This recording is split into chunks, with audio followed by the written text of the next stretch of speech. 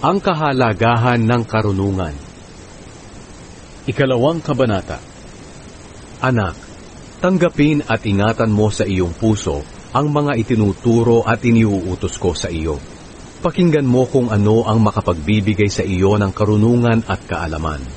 Pagsikapan mong magkaroon ng pangunawa, na parang naghahanap ka ng pilak o anumang nakatagong kayamanan.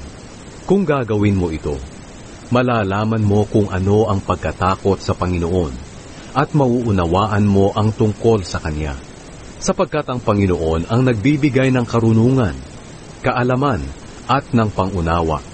Iniingatan niya ang namumuhay ng matuwid, matapat at walang kapintasan.